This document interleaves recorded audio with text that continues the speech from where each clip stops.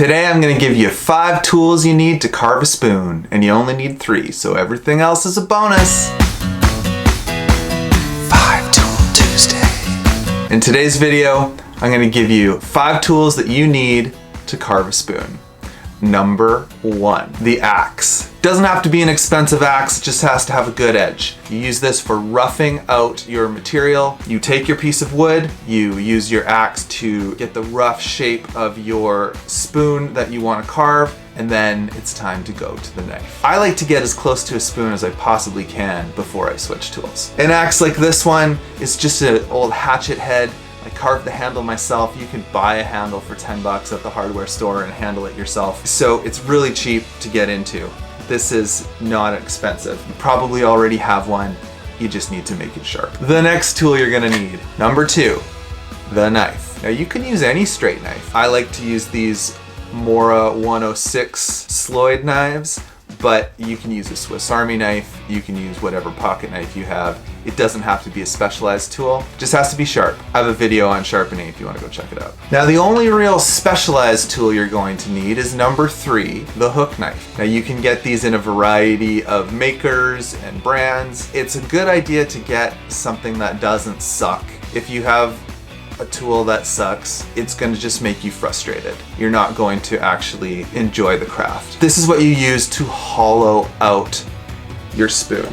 Usually cut across the grain and you make the spoon part of the spoon. That's the main 3. You don't need more tools than that. Now, a couple things that make it a lot easier. Bonus tool. Getting yourself a folding saw. If you are doing this in the greenwood style, you're gonna want something with nice large teeth. I really like these silky saws.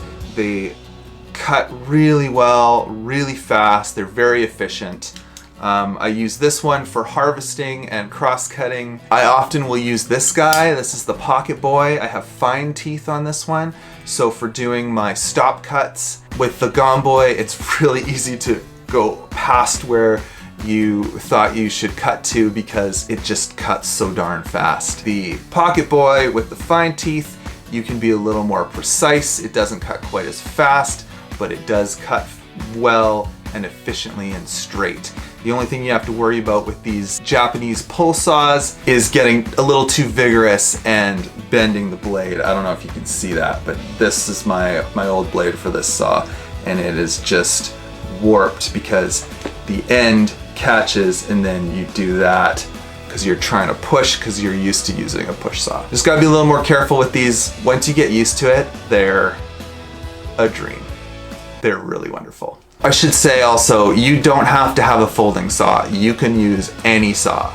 Any saw will work. Bonus tool. Something to hit the wood with. A mallet. You can either make a nice mallet like this, or you can just roughly shape a stick and use it to bash the end of your axe. You want to be careful when you're splitting your wood. You want your axe to be in a precise spot so that when you split, it's going to go where you want it to go. That doesn't always happen, it's not always the case, but you want to try as hard as you can to make that split go where you want it to go. Best way to do that is stick this onto your block, put that in the spot you want it, and then just drive the axe through the wood with a mallet. You want to use a mallet because you don't want to damage the back of your axe with a sledgehammer or something. It'll wreck your beautiful axe. And axes are awesome. You don't want to mess them up. I'm saying this as a bonus tool. Bonus tool. The chopping block. You gotta have a space to work on. I have just a stump of wood nailed to a stool, and that's what I use in the shop. I've carved spoons on a piece of 2x4, laying on the ground, cross-legged.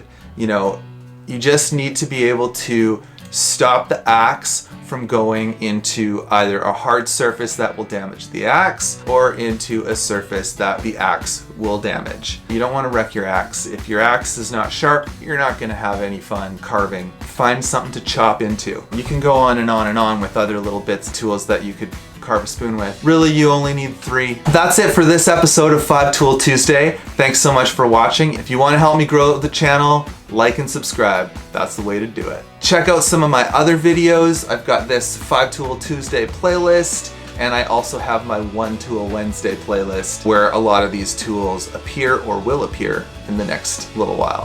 Thanks for watching, and until next time, I'll be me and you be you. Peace.